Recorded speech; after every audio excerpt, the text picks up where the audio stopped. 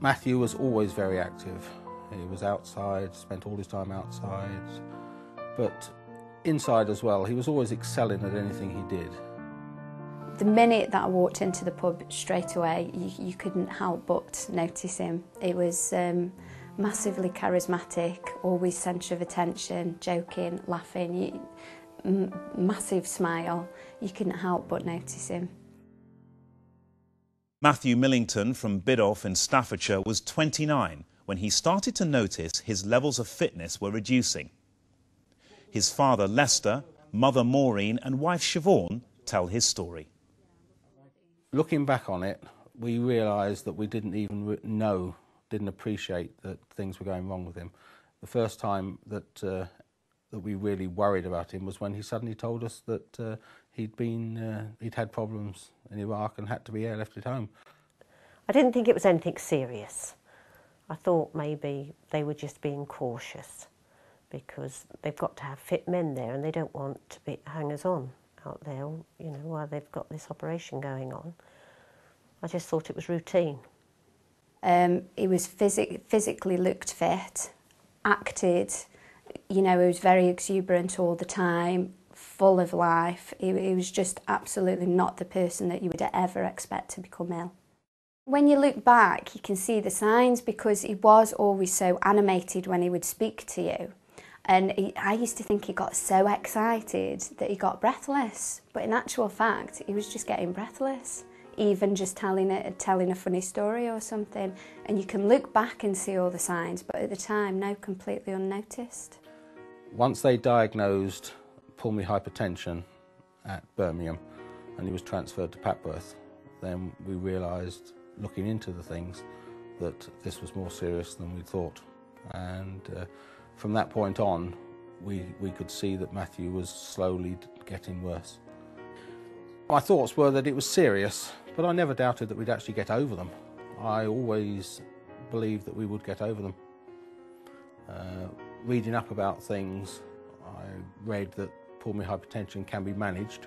There were new drugs coming out all the time, we were told, and he was given sildenafil to begin with, but other ones were coming online, and so we thought that he would be manageable. We saw that it was serious and people, you know, had serious impact on their lives due to not being able to breathe, but it was manageable. So we just thought once that we knew what it was, that we could manage it. It didn't mean anything at all. I didn't really know anything about it as such. We came home and looked it up, and I still thought, no, it's a mistake. Can't be right. And we then found that that is a variant of pulmonary hypertension for which there is no medicines that will hold it. And that disease is, you're definitely on a line that deteriorates, because we then realised that the only treatment for his variant was a lung transplant. I spoilt Matthew. Anything Matthew wanted, I was going to give him.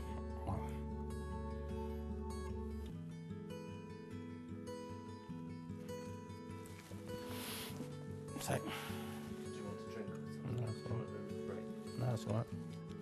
It's going to get me like this.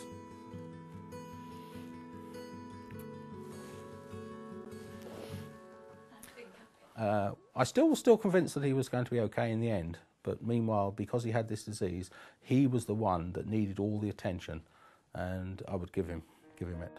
He just took everything on board all throughout his illness and just thought, I'm going to fight it, I'm going to do what I can. That was his personality, and it just carried on through his illness. When Matthew had his transplant and it actually went ahead, we were there all the time. The Maureen, his mother, I and Siobhan all stayed down at Papworth. We stayed in the little room that everyone stays in when you have transplants, and we were waiting during the operation. Matthew came out of that okay, and we camped down there a couple of days. Then we had lodgings and we stayed down there for a while until Matthew was out of intensive care and they told us he was on the road to recovery. He was terrified of a transplant, to be totally honest. He was terrified. I saw it as, very naively, I think now, I saw it as the cure. I thought that everything would be fine once he had a transplant, bearing in mind, except for this illness. He was a young man, he was a healthy man, peak of his fitness, apart from his lungs, so I thought replace them and he would be fine. Obviously, Matt going through with such a massive operation, he was scared. I, on the other hand, and I feel awful now, I just thought that that would be the way forward and everything would be fine from that day on. When the diagnosis came that the right lung had got a malignant growth in it, then that was a bit of a traumatic time. And Matthew and Siobhan had been planning to get married once he was fit and well and no longer under the doctors. But the moment that they diagnosed that the right lung was malignant and it would need further treatment, then Matthew and Siobhan said they were going to get married, and they were going to get married as soon as possible. Well, we'd always planned to get married. When he came round from his operation, he proposed to me, and we planned that when he got better, we would start the arrangements to get married. And obviously when we found out that he wasn't going to get better, we decided straight away to get married. And so we said we wanted to do it, well, Matt said within a week, but I think it took about 9 days all in all. And we got married at the chapel at Papworth, which was beautiful. So to see him on that morning was amazing, because he just looked so healthy, so happy. And how he got through the day, I will never ever know, but he did. It was just fabulous.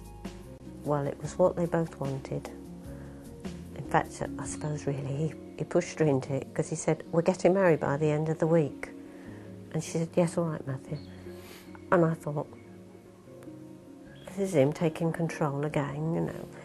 But obviously she agreed. And I can remember thinking, but how long is it going to be for? It's a terrible thing to think. It's supposed to be the happiest day of their life.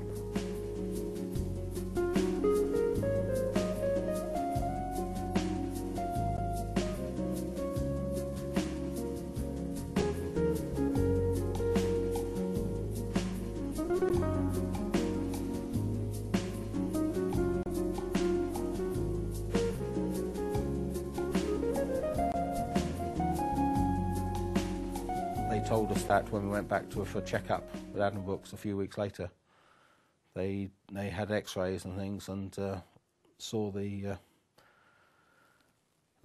fella there, and he said no, it wasn't holding the disease, but there wasn't anything else they could do. Well, it's a bit destroying really, because you want somebody to get well.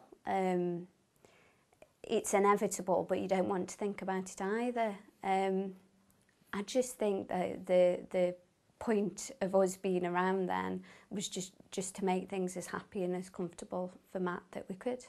In the early hours of the morning on the Friday of the 8th of February, Matthew started getting a bit restless, and then all of a sudden at well, it was 7:50, he sat up, and he sat up in bed. We were all in there, and he sat up, and Siobhan said to him, "What are you doing?" He said, "I'm just sitting up." And Siobhan said, "No, lay down, lay down."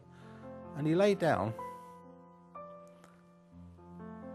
and as he lay down, he put his arm around Siobhan, turned over, and then slowly stopped breathing.